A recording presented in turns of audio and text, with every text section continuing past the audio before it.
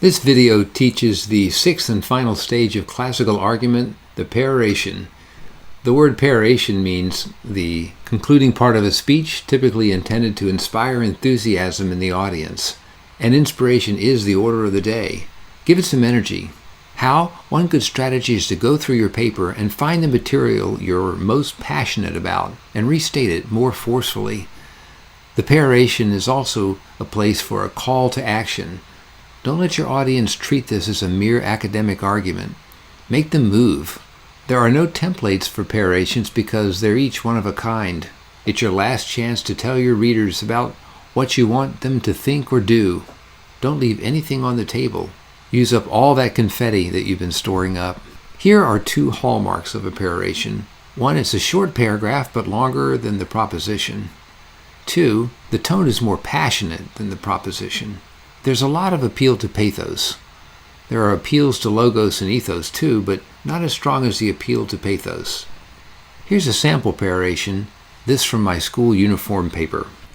School uniforms don't have to be stodgy, and they don't have to suppress individuality. In fact, they foster individuality by channeling the individual's self-expression away from dress to more academic matters such as art, writing, and music. School uniforms remind us of what we have in common, a shared pride in our education and school community. Which schools in Loudon will be the first to show their pride in their dress? So you can see there I was sort of pulling out all the stops, and at the end I have an implicit call to action there by challenging the Loudoun County Public Schools to compete with one another to be the first to adopt school uniforms. In a more sophisticated paper, such as the one you're writing, you probably will also want to take the opportunity in the peroration to pull a lot of the pieces together for your reader. Here's mine at the end of the sample paper. The spontaneous nature of public life that comes with many disasters, such as the earthquake in San Francisco and the flooding of New Orleans, suggests that modern life suppresses public life. So the real disaster may be what we call normal life. Everyday life, Solnit says, Fritz believed, is already a disaster of sorts, one from which actual disaster liberates us.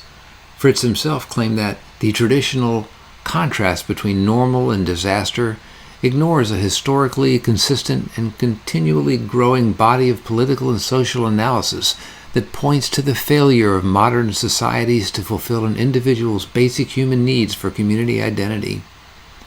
Arendt found the same kind of spontaneous eruptions of civil life not in natural disasters, but in the early stages of the Russian Revolution, the Hungarian Revolution, and the French Resistance.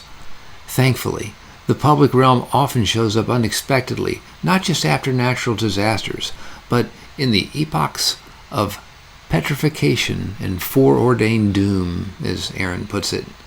Our task is to discover and develop our own civic side for the sake of our freedom and our country's democracy.